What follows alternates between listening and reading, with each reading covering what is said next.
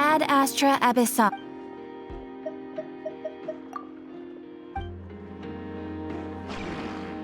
I better get me some alpacas. This land holds nothing but promise for adventurers for all walks of life. Huh? That's not the price we agreed on. What do you think you're playing at? Dear Miss Yehoda, if you manage to return the object of your next commission intact, then I assure you your reward will be paid in full.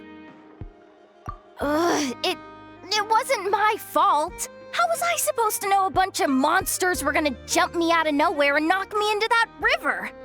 Might I also ask that you don't spread so much misinformation to our clients when you're escorting them in the future?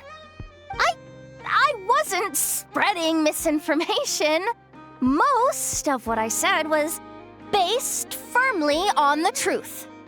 The master bandit who has stolen from every town and village in Nodcry.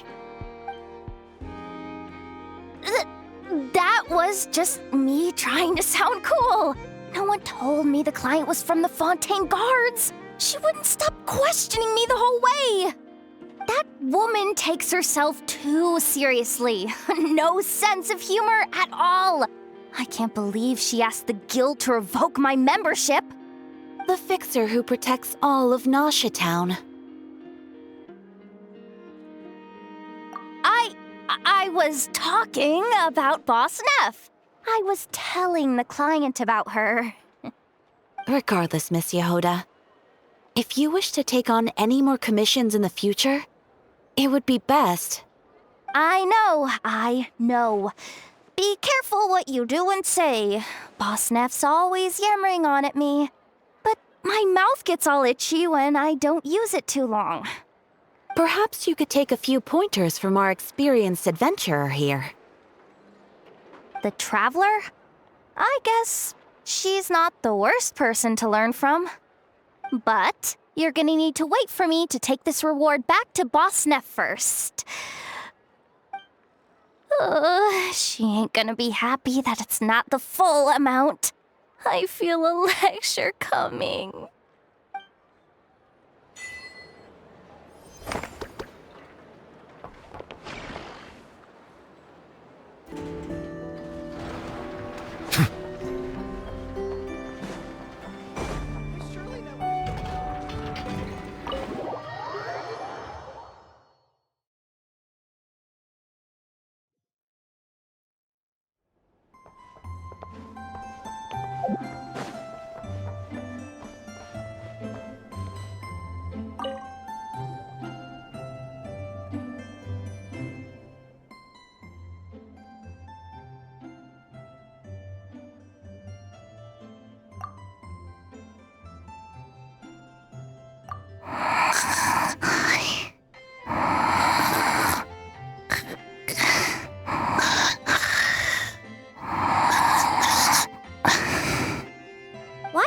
Just standing there. And she's asleep? Hey, what's going on here? Paimon feels like it's a bad idea for us to leave. Maybe we should ask Aino for help. Keyword detected. Meditative state suspended. Whoa! You gave Paimon a fright! No. However, it was Yehoda's request. She asked me for a detailed analysis of the steps required to meditate and to mentor her as she practiced relieving her stress. Yehoda's so stressed that she's gotta meditate to cope with it all? I do not know. However, Yehoda said she has been suffering from insomnia for a while and was willing to try any solution she could. First, I let her stand in my kitchen, close her eyes, and focus on the fragrance of crumcakes. By stimulating her olfactory module, I believe there would be a decrease in activity in her cognitive module. It successfully stimulated her appetite. She consumed the finished crumcakes with incredible efficiency. Unfortunately, she consumed too many and proved unable to sleep that night. That's normal. We're not robots like you, after all. The more we smell food, the more we want to eat it. That is indeed true. Afterwards, I try to have her perform intense mental or physical exercises before bed. For example, cutting lumber, jogging, doing push-ups, boxing, and so on. Her body should have been able to enter sleep mode more easily following such sizable expenditures of energy. It did not.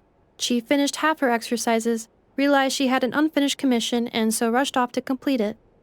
After she returned, she crouched down in a corner, hugging her knees, and said, I was so tired from all that training. My legs gave out while guiding my clients through the ruins. I basically crawled the whole way. If Boss Neff finds out, I'm dead meat. Following this, she was once more unable to sleep. In the end, we decided to give meditation another try. Boss Neff. No, wasn't me. Didn't steal your tea. Ugh. Seems like the meditation was pretty effective. Yehoda's fast asleep. I do not think Yehoda's sleep is related to her meditation. First of all, the meditation steps I analyzed are not suitable for her. The goal of meditation is to enter a deep state of tranquility, which can be used to enhance self-awareness. For an ordinary person, this deep state is close to dozing. For me, this would be closer to a low-power standby mode, where one cuts power to certain components. That said, were we to shut down some of Yehoda's components, I believe it would pose a threat to her personal safety. So, meditation wasn't supposed to work, but Yehoda fell asleep anyway? Could she have been so tired that she just passed out? In truth, I do not understand either. All I can do is tell you what happened before. When Yehoda lay down and tried to fall asleep through meditation, she suddenly said to me, "Don't run off too far, or I might get ambushed in my sleep. And then I'd be dead meat." I answered her, "Very well, I will remain here by your side." After that, like I do with Aino every night, I held Yehoda's hand as she slept. After a while, she did, indeed, fall asleep. Dummy robot. This is something I did myself.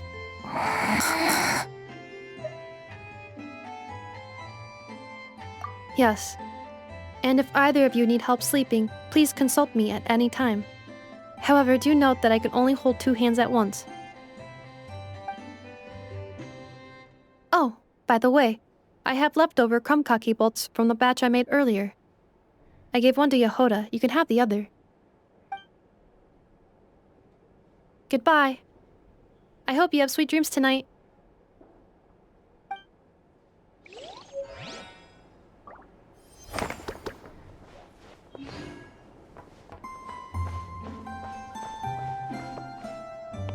Just let me know if you need anything.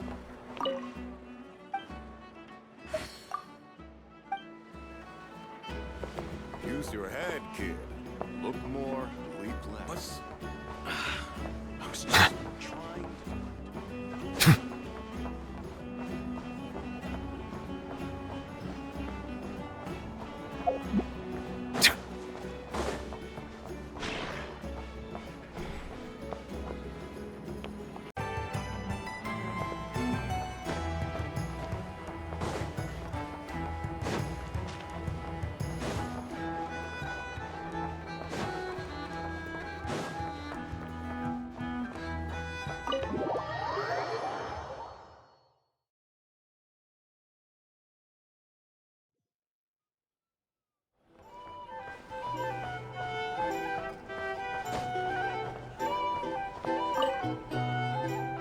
And in summary, that's the commission we're here for.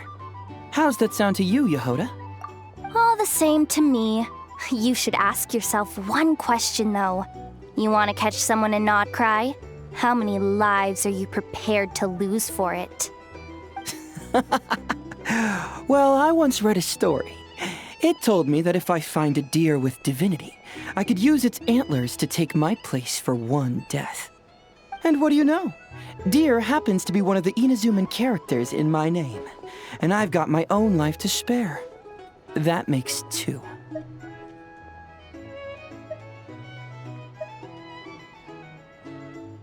Oh, Traveler, what a coincidence. What are you doing in Nodcry? Another stop on your journey, perhaps?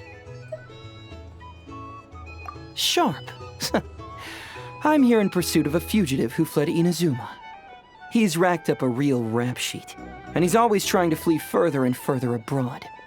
A few months ago, we received intel that he was hiding out in Nodcry and had joined a band of bandits. He soon returned to his usual MO, that is to say, robbing homes and raiding caravans. I think they called themselves the Seahook Gang or something. Word is they're quite a big deal in Nodcry, and have taken in a fair share of exiled criminals from across Tevat. After that, I knocked on the doors of the Curatorium of Secrets, Mora in hand, and asked the boss to get me someone who could point me in the direction of this Seahook Gang. That's right.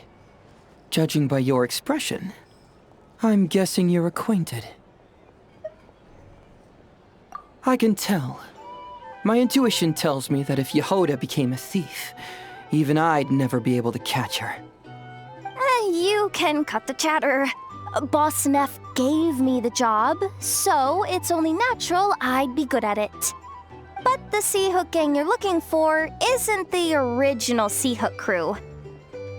The original gang's long since disbanded. The people calling themselves that now are just riding on the name and scamming folks left and right. Yeah, I guess I do, huh? Interesting. This is news to me. Would you mind telling me more about this new gang of imposters, Yehoda? What's there to tell? New or old, fake or real, the Seahook Gang are bandits. A bunch of scoundrels who banded together for Mora, then fell out over it. Their old leader wound up thrown overboard as fish food, while the underlings fought among themselves for the scraps. Some died, and others continued their wanderings. The long and short of it is that the old Seahook Gang are dead, gone, or both. Wait. Doesn't that mean some of the suspects within could have started going around committing crimes again? When a house goes poof, the snakes and rats nestled within find other walls to burrow into. That's just how it is. Nobody wants to die out in the wilderness. But for all the vermin out there, it's also the perfect time to find a good place to settle down, and maybe get a good roommate along the way. If I were a rat, escaping the snake would mean freedom from being hunted down and eaten. When you think about it, that's a good thing.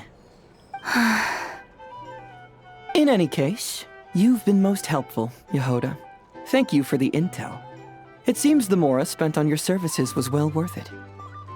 It's honestly a real load-off to know that these people are just imposters using the Seahook Gang's name.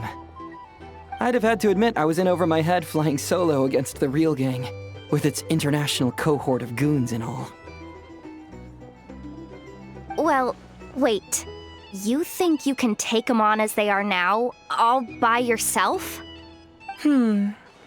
Yeah, more or less. After all, I'm only looking for our Inazuman fugitive. I'm not here to bring the whole gang to justice. That's a bold statement, but whatever. I'll help you track the imposters down. What happens after? That's got nothing to do with me. Your kindness is appreciated, but this time I'd rather this be a solo outing. Now, I suppose that's that. I'll leave locating them to you, Yehoda. As for me, I'll get to thinking of how I can haul this scoundrel back to Inazuma and have him confess his crimes.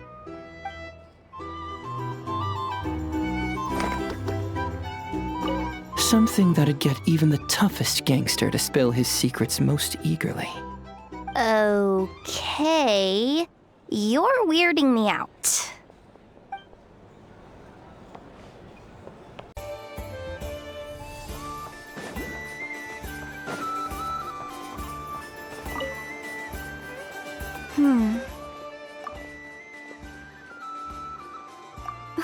Well, if it isn't the Traveler. It's been a while for sure. Didn't expect to see you and not cry. Oh, if only. Not cry's even more lawless than I could have imagined. How should I put it? Well, that's just it. This place is quite literally a lawless land. Even if I was hired to provide legal assistance, I suspect it'd all devolve into everyone resorting to the Final Defense Manifesto to air their grievances. Ta-da! Here's your answer. The most direct method of self-defense. Okay, enough of that. The reason I came to Nod Cry is to gather material for the new legal guidebook I'm co-authoring with Shinobu. The book's theme centers on the borders of law, and one of its chapters is about what happens when law and order completely breaks down. There's no way I'd be able to get an accurate picture of that back in Liyue. So here I am, this infamous land of lawlessness. As soon as I stepped into Nod Cry, I knew I was in the right place. It's not like the law here has broken down. It's more like it never existed at all. And, unsurprisingly, I haven't run into a single person in my line of work. Being a legal consultant here is probably an easy way to starve. Hey, don't worry. I've got Adeptus blood, remember? Ordinary bandits can't even scratch me. In fact, I'm kind of waiting for someone to come and accost me. Then I can drag them aside and interview them on how they survive in such a hostile place. Yeah, you have no idea. I spent so long convincing her to let me leave. I'm sure my horns grew out a little. Why, yes, we talked it through. I definitely did. Yes? Yeah. Granny just loves me to bits, you know, and we spoke for ages. Anyway, I'd love to stay and chat, but I've got an appointment with, the Curatorium of Secrets, that's it. So, without further ado, I'll be getting a move on. See you! Bye!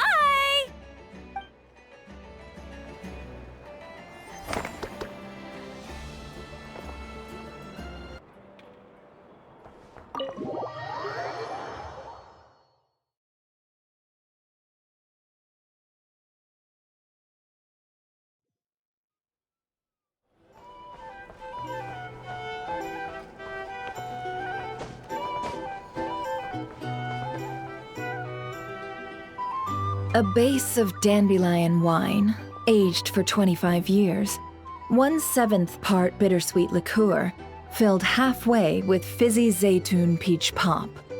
All 3 of those ingredients are fairly sugary. It'll have a lovely sweet aftertaste, even a little too cloying. A spoonful of salt and half a spoon of powdered summer orchid leaf should cut through the sweetness in a way that's clear but not overpowering. I can imagine it now. A delightfully layered flavor. It's all down to the seasonings you sent me, Lady Nefer. Otherwise, I'd have no idea how to mix up a cocktail that so befits Nod Cry. Just a little gift. I'm glad you liked it. I'll be happy to send more when you run out. Many thanks. Though I think 1 taste is enough where these seasonings are concerned. Besides, you sent so much I could hardly finish it by my lonesome. And my colleagues aren't accustomed to these flavors, so I can't even share around. I'm afraid they'll end up sitting on a shelf going to waste. Can't say I'm surprised your colleagues at Liyue's Ministry of Civil Affairs aren't too keen. I wouldn't expect the flavors of Nod Cry to be their cup of tea. Though, from what I've seen, might I presume that we've won you over? I wouldn't go that far, though it's not like I dislike the food here. It's good to try new things occasionally. I love your attitude. You'd make a great businesswoman. It would be nice if everyone from the Ministry of Civil Affairs were like you. Come on now, are we going to do this song and dance every time I drop by? Stop fixating on the Ministry. Never mind them. Have you managed to carve out a single foothold in Liyue after all these years? You know what they say over there. A journey of 1,000 miles begins with a single step. If I don't test the waters, how will I ever know? Don't waste your energy. No matter how long those claws of yours are, you're never getting them stuck into Liyue. Is that a warning? It's advice.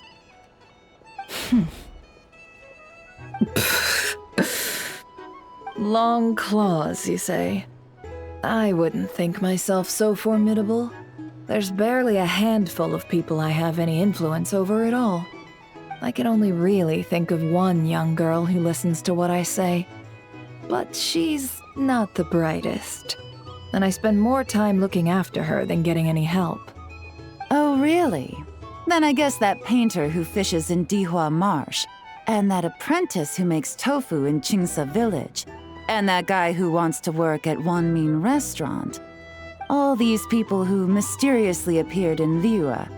I guess you have no idea who they are? Many people pass through Liyue Harbor every day. Far too many to count. How could I possibly know every last one of these enigmatic nobodies? Though I must say, your memory is quite impressive. Your colleagues must sleep easily knowing they have you to lean on. Why, thank you. Though with you around, nothing is ever easy. I can only say that there's never a boring day. Is that so? Surely your workload has lightened now that you're far from the ministry? If you've got time for another drink, I'd be more than happy to mix you one. Here's to a relaxing day for us both.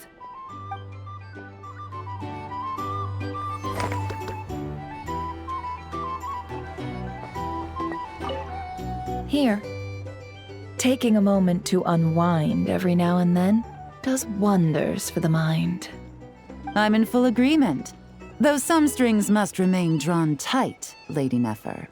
Just in case.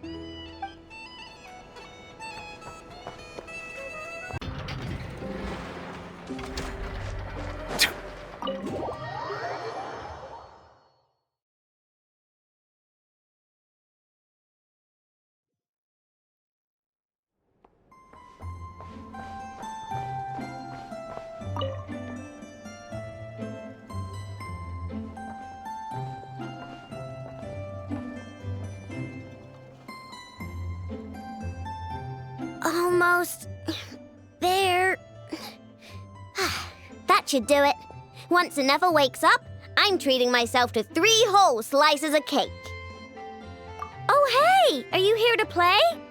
Sorry, but I'm busy right now. Just give me a bit. I'll be done soon. Anefa's fine, by the way. Just undergoing some routine maintenance. But a few days ago, Yehoda called her an unfunny, dum-dum, metal-faced lunkhead. Right before starting her maintenance, she asked me if I could upgrade her sense of humor. Yeah, glad we're on the same page. Anefa's the best.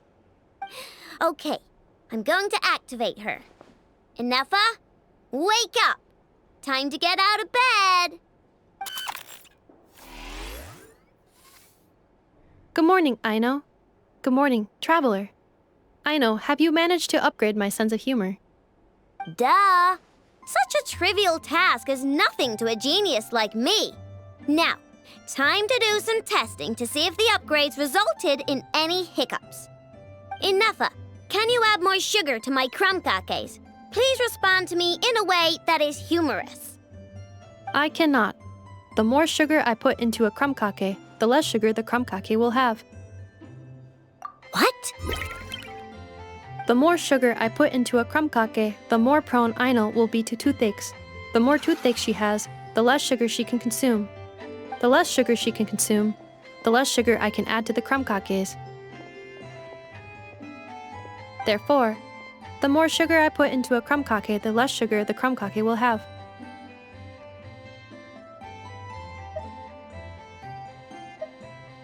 Okay, that's not supposed to happen. Help me with another test, will ya?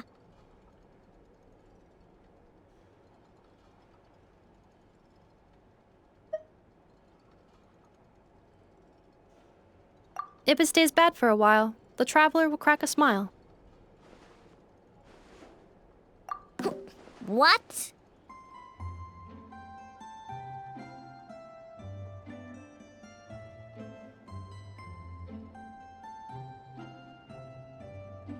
You are not laughing, so I suspect I was not understood.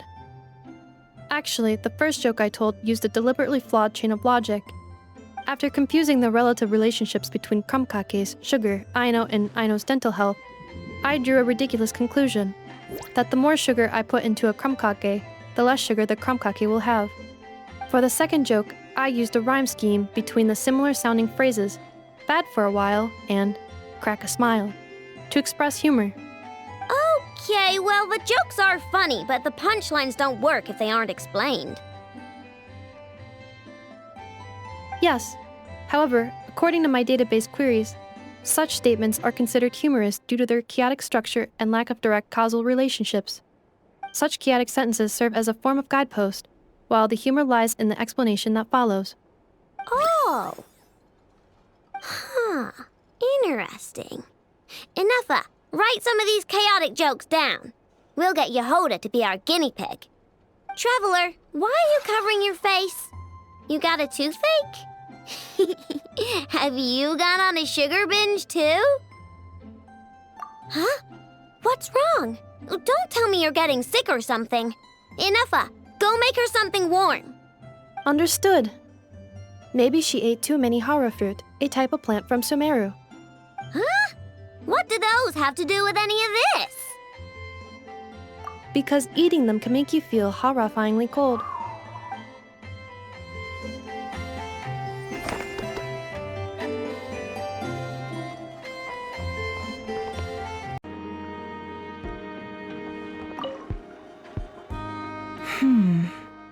This book looks good. I'll take it. Wrap it up with the 2 from before. As you wish, Miss Nefer, though. And do forgive my forthrightness. The author of those other 2 books really shouldn't be relied on. Even in the Nasha Express, he stands out for how much he likes to run his mouth. Here, look at this. The art of reading others, and then the art of social intercourse. He doesn't even dare use his own name. Don't worry about it. I'm buying them for that young madam I have working at the curatorium. Hopefully, she might learn a thing or 2. Sure, a little light reading won't hurt her. She's so brash and reckless. Why, I can barely send her off on any critical work without feeling ill at ease. Yes. And wouldn't it be interesting to see who's more unreliable? This author or Yehoda? If it turns out to be the latter, well... that would be quite the headache. I'll probably need to encourage her using some other incentive.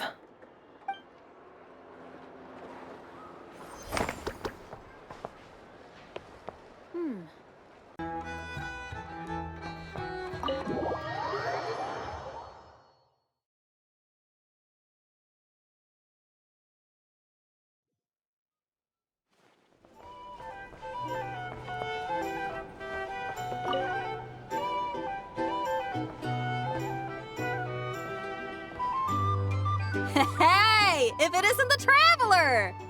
Didn't expect to see you here. This surprise meeting is pretty sick. I should spin it into a tune right here. I sure am. Having a ball, to be honest. Fun is where the inspiration lies. Most of my songs might be about rebellion and breaking down prejudices and all that, but that doesn't mean I have to beat a serious rhythm all the time. Too much of a downer really ruins the feel of a song. You gotta keep it bright sometimes, you know? You gotta relax and recharge. That way, you'll be ready to kill it when it's time to perform. I guess I'm hoping for some sort of unexpected breakthrough? I've been so focused on writing new material, but everything I come up with feels old and stale. I need something new. So I decided to take a holiday, to try escaping this prison I've built for myself. My last stop was Fontaine, where I saw a magazine with some photos of Nodcry. It got my creative juices flowing, and I was itching to find out more. Well, after looking into it, it turns out the whole atmosphere and way of thinking out here are like nothing I've encountered before. There's some group called the Frost Moon Scions who lean into some pretty far-out instrumentation. So I was thinking, maybe I could take some inspiration from the local folk scene and incorporate it into my own music.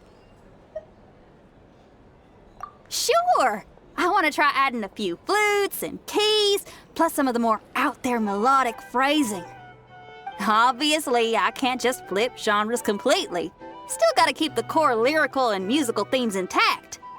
Anyway, when I got to Nasha Town, I bumped my guitar case on some corrugated iron, and it made this really funky sound. I got this sudden flash of inspiration.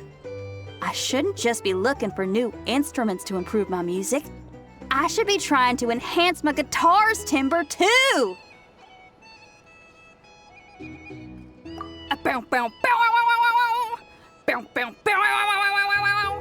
Oh, something like that. It's kind of hard to replicate a guitar with your voice, you know? Basically, I'm going for something punchy, compact, clean, and absolutely savage. If I can modify my guitar's acoustics, ramp up the compression, and add a second sound hole to boost the lower end frequencies, oh, I think I can get a sharper, more metallic sound. Thanks for the support. Oh man, my motivation's like a double bass drum going at 200 BPM right now. Give me a bit to play around with this and hammer out the kinks. I'll invite you to the official unveiling of my breakthrough sound soon enough.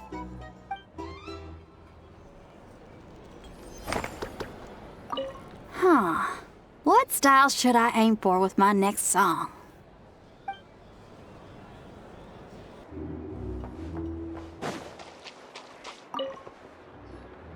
Huh? Isn't it? Skirk? Are Paimon's eyes deceiving her? What's Skirk doing here in Notcry? Exactly. And Dory's here too. We should go over and say hi. Well, my. Such an exquisite radiant exoskeleton. Come, let me take a closer look, so I can make sure to offer you a fair price. Please, take a seat and rest a while. If you have anything you'd like to eat or drink, I'd be more than happy to... Let's not waste time. Just tell me how much you're offering. Of course. Just a moment. Remarkable. Not so much as a scratch. Even the very best bounty hunters would struggle to retrieve a radiant exoskeleton of such quality. Skirk! Dory! What are you two doing here? I came to look around Notcry, and thought I'd take the opportunity to make a little mora. What's this? My most valued customer is already acquainted with my most valued customer? Is Paimon hearing things? Or did you just say most valued customer twice? Naturally, my most valued customers are equally valued, so you both receive my most effusive enthusiasm. Please, rest here a moment while I work the price out. You've gotten stronger. It seems you haven't neglected your training since we last met. I see. Notcry is home to many worthy opponents. Should you overcome this trial, your strength will increase further still.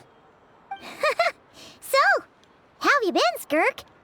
When we last saw you, you said fate would decide how we'd meet again.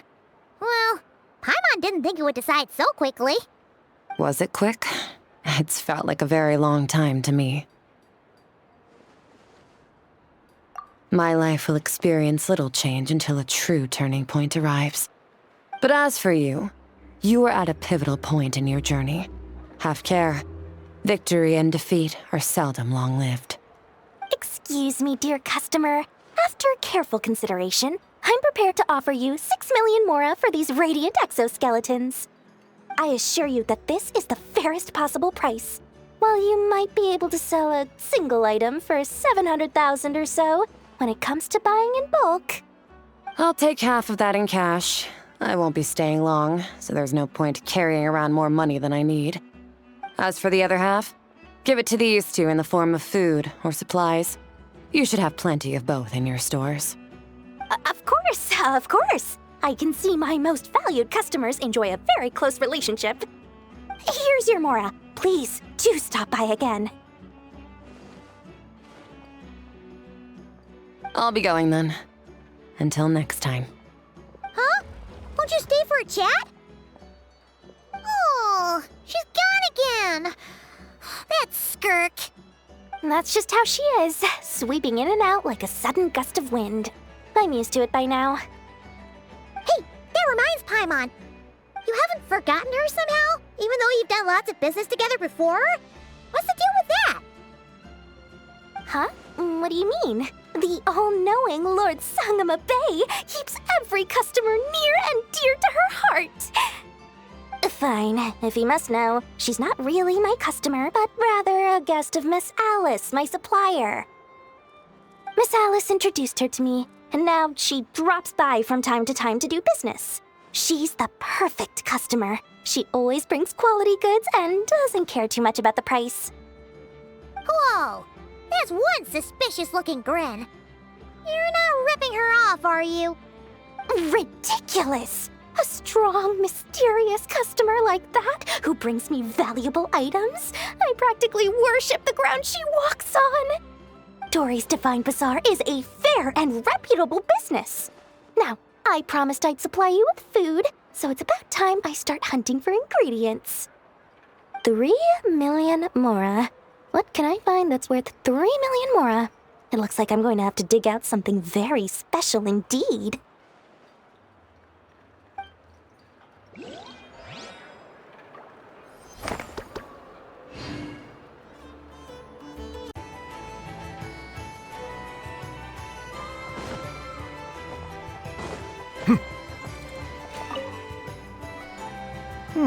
This should just about do it. Traveler? Hello? I didn't think I'd run into you here. Right. I should have realized. Master Jean told me you'd be here. We just didn't know when you'd arrive. I didn't expect to run into you as soon as I set foot in Notcry. Yes, the Grandmaster sent you a letter, didn't he? He also sent one back to Mondstadt, telling us all about how you were doing. Of course, all the knights back home are still figuring out how to support you. But the Grandmaster wrote that we shouldn't be hasty and that he already had everything in hand. Yep, the Grandmaster's always reliable when it comes to important business. So when he says he'll handle something, we know we can count on him. But of course, if you run into any trouble, remember that the knights will always be there to help you. Feel free to come look for us whenever. After all, you're our honorary knight, a valued member of our order. That's what Master Jean told me to tell you when I departed from Mondstadt. Huh? Give me a moment. I didn't bring any sweet madame with me, but I do happen to have a bottle of our best cider. Captain Kaya asked me to bring it along. He knew you'd miss it. Guess he was right. Okay, I need a minute. I put it in my backpack and wrapped it in clothes. Oh, here it is. Go on. Have a taste.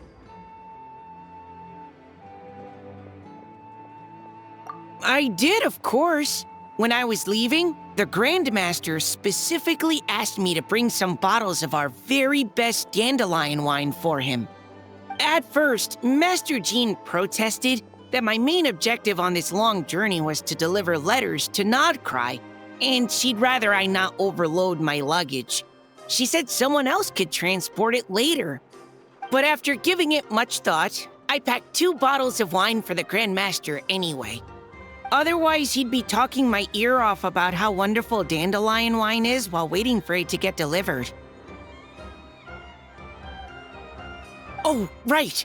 If you crave fresh sweet madames and steak, do come back and visit the Knights of Favonius' headquarters when you're free. That was what Amber wanted me to tell you. And that's all the messages I have for you. I should get going. Farewell, honorary knight.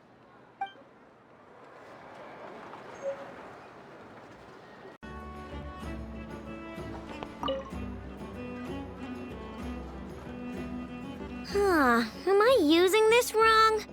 Ineffa, read the operation manual you recorded last time for me again. I know, I believe regular lubricant is already sufficient.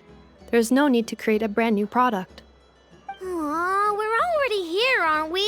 Come on, I just want to experiment a bit. Oh, hi there, traveler. Just the person we need. I bet you know how to use this crafting bench.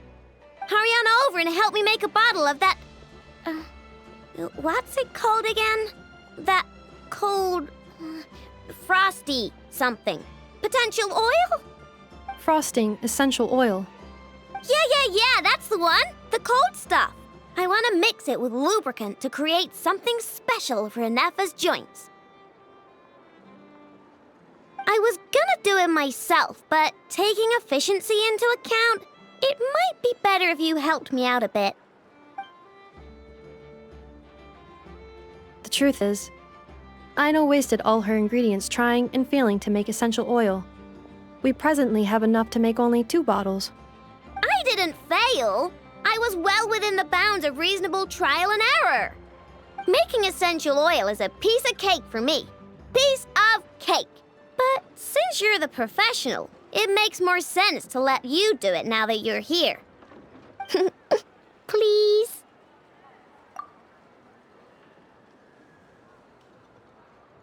Wow, you really are a professional! Come on, Ineffa, let's head back and mix up some lubricant. Trust me, this new lubricant is gonna solve your overheating issues. Easy peasy. Alright, Aino, but my internal components are not actually overheating while I'm operational. Well, it doesn't hurt to be prepared. Thanks for the help. I only need 1 bottle, though, so you keep the other one. Anyway, it's time we were going. Stop by and play when you have some free time.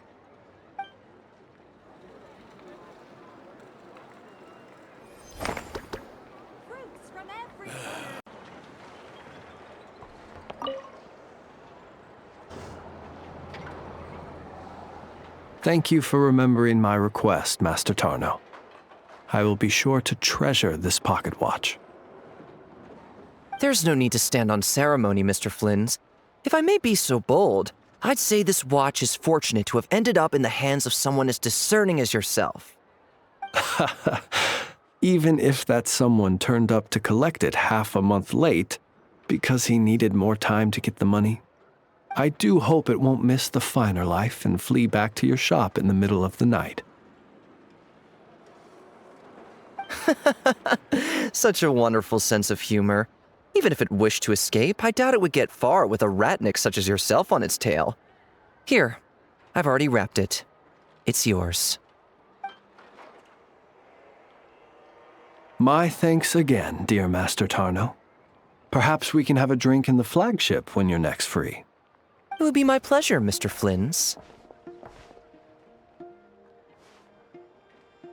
You could say so.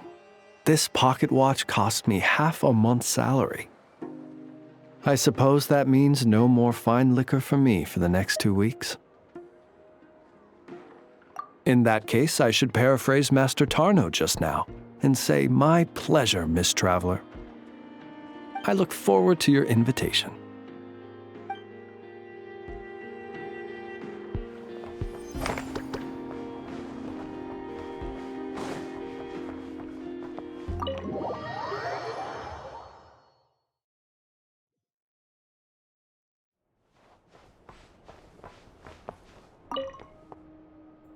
The people of the academia may be clever, but those clever people simply can't stop themselves from doing stupid things. Thank you, most eminent Lord Sangama Bey, for improving my mood for the whole morning once more. Ah, and this bottle of wine from Sumeru. Its exquisite flavor is well worth the price. As long as you like it.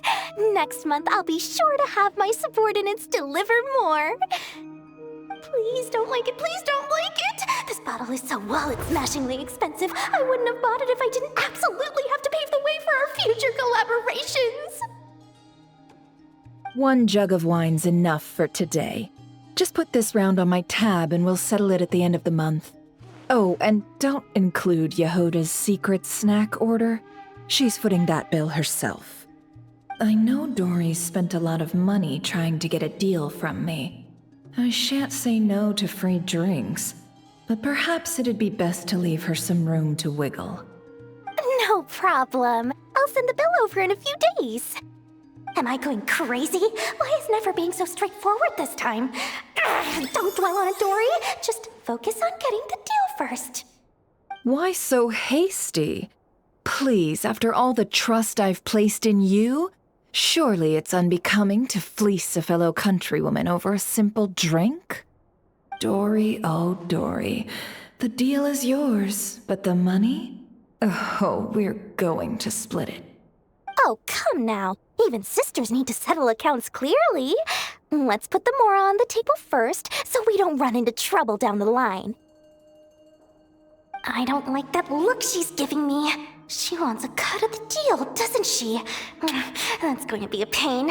How much should I let her have?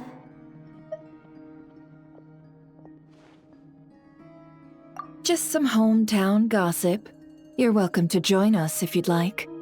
However, nothing we've discussed prior has been particularly interesting. Mostly more of the same. But really, I must know, Miss Dory, why did you want to get involved in that fiasco at the Academia? It's a simple feat to lift a sleeping serpent from its nest, but what happens when it wakes up? Had you no fear of getting bitten? She just won't stop. Why is she bringing this up again? I already answered this question. Wait, now that the Traveler's here, could she be using this information to exchange for some favors down the line? Oh, well, the Traveler's the one listening in. What harm could that do? May as well help our personal relationship along, even if it costs me a secret or two. Why, business, of course. Sometimes you just need to learn how to wrangle snakes. That fiasco gave me one of the biggest orders of my entire career. Oh, fascinating. So, did you profit from it all?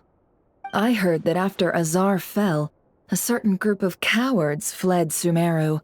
That must have played havoc on your trade routes, with no small amount of goods lost in the process. Right, and a sizable sum of mora, too. But that's just life as a merchant. You win some, you lose some.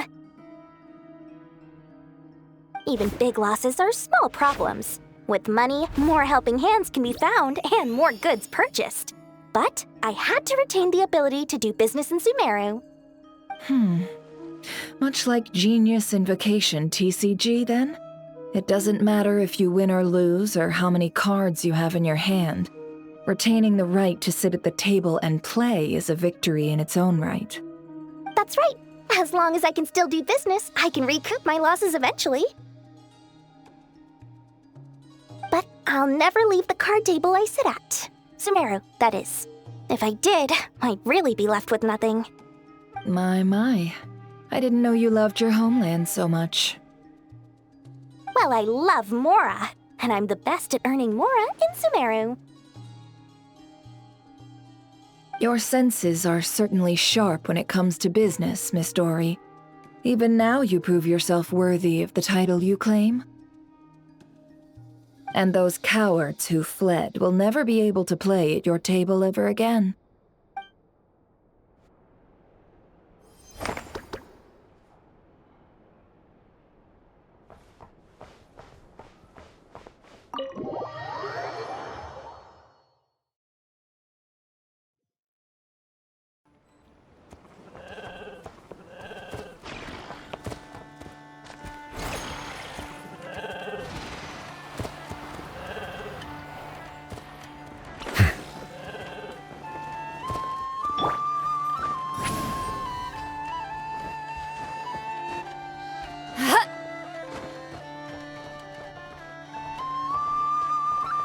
Rise like smoke!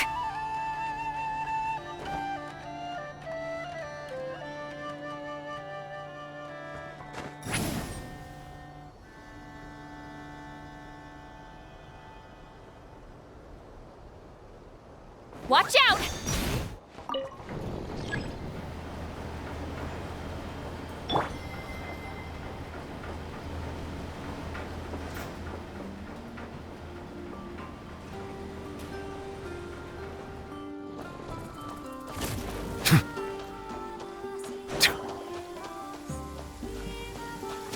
Ah, my apologies. This heavy rain must be quite an inconvenience. Repairs complete. It was just an old circuit, nothing serious. Such remarkable efficiency, Miss Anefa. If it weren't for you, this streetlight would have had me stumped. If it had proven beyond fixing, I may have had to take my own lantern and hang it in its place. Aino previously proposed a solution.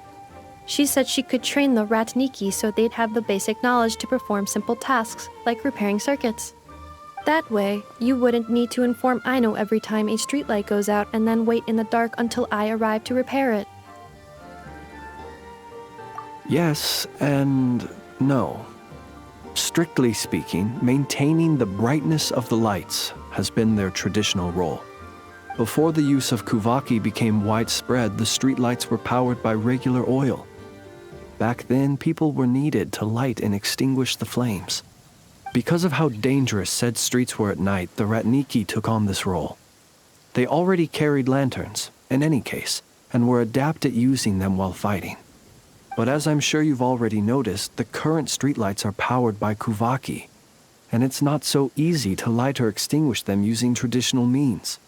Because of this, whenever a light goes out nowadays, all I can do is stand here helplessly and wait for a professional to come along and solve the problem. Aino organized an engineering seminar, but all the Ratniki made excuses to leave halfway through. They said things like, "I have an urgent task," or "I need to go on patrol," or "It's time for me to make a report." I didn't leave. It is, after all, disrespectful to the host to leave a seminar early. True, but the biscuits you brought were too much of a distraction for Aino. She stopped teaching completely. And then I was so busy trying to stop her from eating that I could not take over the seminar. So please, the next time you attend a class of any kind, don't bring anything sweet that might attract Aino's attention. And don't bring any toys either. I promise I won't. Please say it in full. The last time you promised not to bring anything sweet, you brought a toy, and Aino was completely unable to continue. I promise I won't bring anything sweet, any toys, or anything else that might unduly divert Miss Aino's attention. That's better. I'll notify you when she next holds an engineering class. For now, I have to pick some laka berries for her. Goodbye. Traveler, do you know of anything else besides sweet treats, toys, and small fluffy animals that might keep Miss Aino quiet for a while? Half an hour shall suffice. A companion? Oh, that is inspired. Perhaps I should ask Miss Nefer if she can send Miss Yehoda to accompany me. Naturally. The only reason I wish to ask Miss Yehoda to attend is that if I am to swim in the great ocean of knowledge, I'd very much like someone else to enjoy Miss Aino's educational ablutions. Considering the strength of Miss Yehoda's relationship with the two of you, I believe she would be the perfect candidate to go with me.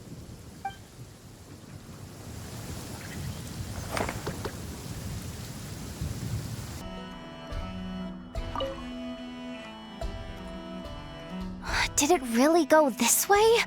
I don't see it anywhere. Ugh, I'm so tired, I can barely take another step. But if I don't find it, Boss Neff's gonna be real miffed. Ugh, stupid cat! Don't sneak up on me like that! Good thing you're here, though. I don't suppose you've seen a black and white striped cat around here? It's got a huge tail and a blue bow around its neck. Yeah, I don't know why, though. Boss Neff suddenly got it in her head to send me out here on this gig. Said I needed to pay close attention to my surroundings. I told her if she wanted to find a cat, she could just put up a commission at the guild. They're always running around helping people find stuff. But she insisted I go looking myself. I've been wandering around here all day without spotting so much as a strand of fur. If I go back empty-handed, Boss Neff's probably gonna scold me. Ugh, what am I doing yammering away? I need to get back to searching for that blasted cat. Hey, Furball! Where are you?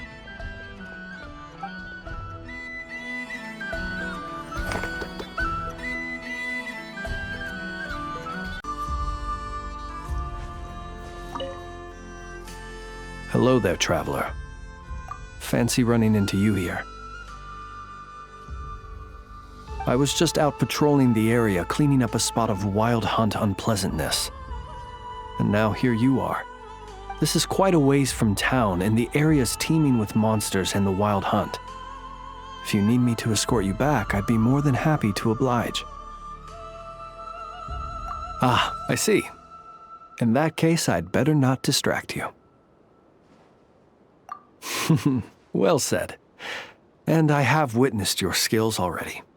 But it would be rude not to make the offer, having found you alone in the wilderness. Anyway, I'd best be going. If you do find yourself in need of help, you know where to find me.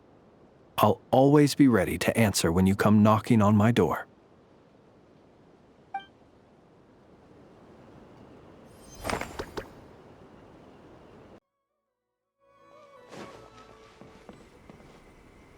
Yes, that'll do. Just a quick and simple cleanup job. Ah, little one, you're just in time. Oh, look at you. I can tell you're thinking. Oh no, she's going to send me off on some pain-in-the-neck errand again, isn't she? Don't worry. I was just going to say that we finished renovating the shrine and are preparing to roll out a brand new service. Now, I haven't had the chance to announce it yet, but here you are already. Wouldn't you agree that's good timing? See this offering box beside me? There's going to be another place to make wishes here soon. That's different. Fortune slips are about telling fortunes, whereas this is about making wishes. Now then, close your eyes, make a wish, write it down on a prayer plaque, then hang it up on this rack here, and maybe your wish will come true. Of course, but as for which wishes come true, that is up to the gods who watch over us all. Powerless Guji that I am, I can only help you in mortal matters. If that's what you wish for, then why not try it out? Here, take this fortune paper. It's left over from writing fortune slips. You can have it. Try writing your wish there. That might make it more likely to come true. When have I ever lied to you? Hurry up now, little one. It's time to make your wish. Remember to write your wish on the fortune paper, then stick it to the prayer plaque and hang it on the rack. After that, your wish will be made. Yes, nice and solemn. Very good. All right, little one, back to business with you. Remember to keep your ears pricked and your eyes open. After all, the person you wish to meet might just be sitting at some noodle stand, having themselves a lovely bowl. And bring me back one while you're at it.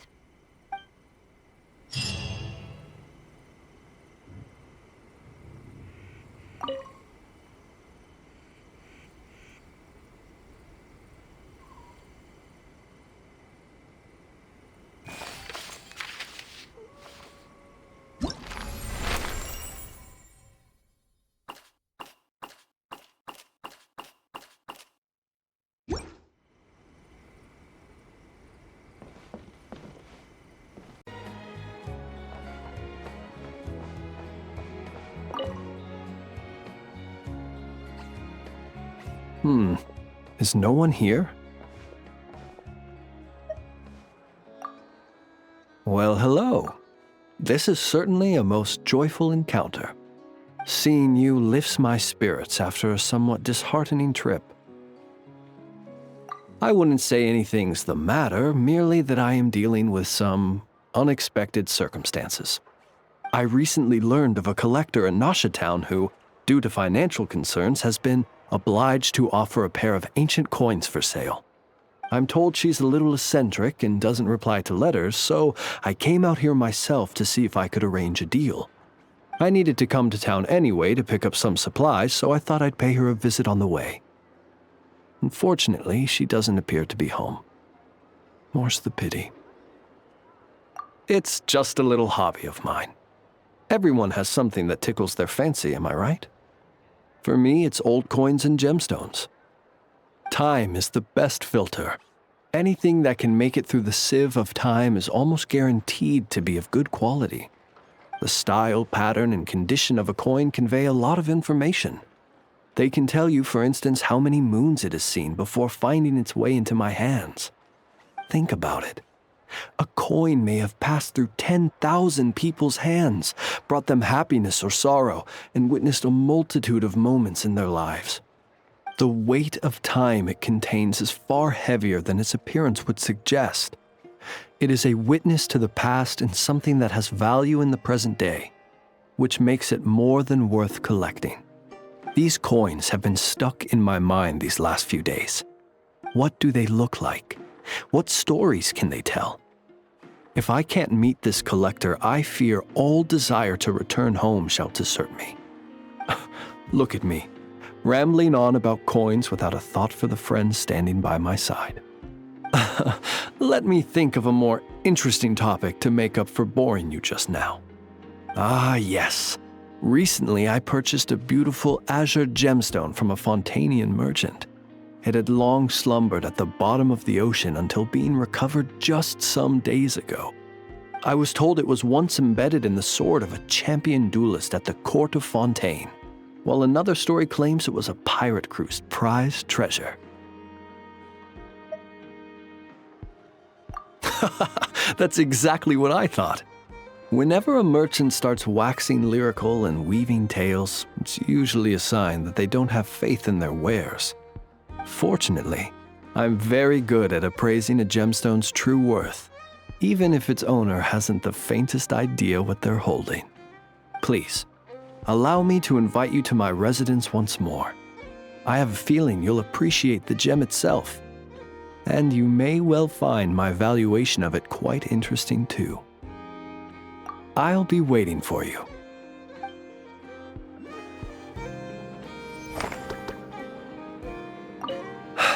This collector must be a busy person indeed.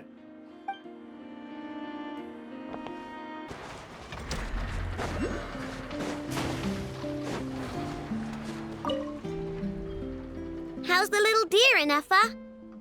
Its wounds are beginning to heal. Condition? Stable. So that dog's medicine worked after all. Is it still in pain? Pain is unavoidable. However, it will surely recover soon. Okay, Ineffa. Next up, make us some cakes. Oh, and crown kakes too. I bet it's gonna be starving when it wakes up. You are speaking on your behalf, I know, not the deer's. But rest assured, I have a recipe for animal food, which I will prepare shortly. You cannot consume food meant for animals, I know. Hey, I wasn't thinking about stealing a sick deer's lunch, okay? We are. We encountered this deer under a cliff. It appeared to have fallen to the bottom of the cliff and it was badly injured. Therefore, we brought it to a town to visit a doctor. We also acquired medicine for it.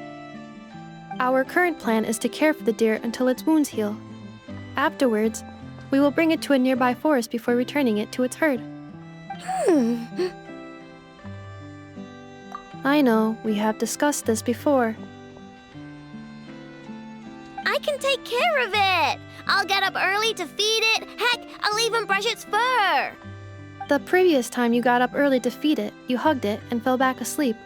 Both you and the deer only finished half of your breakfast portions.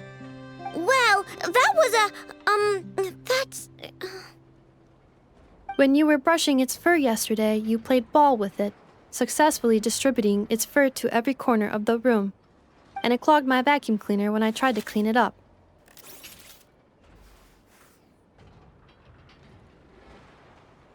I just couldn't help playing with it. Fine. I'm sorry, I guess.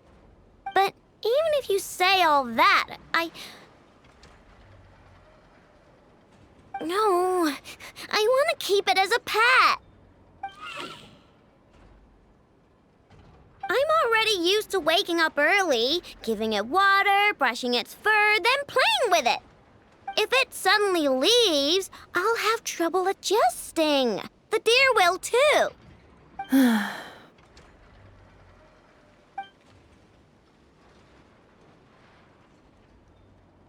Look, even the deer doesn't want to go. I am incapable of understanding deer speech, I know. Well, just look at it. Haven't you heard actions speak louder than words? It loves me this much. If only the deer could talk. It could do all the persuading then. And then I could tell it to stop helping you eat the vegetables in your breakfast every morning. What? Nefa, how'd you know?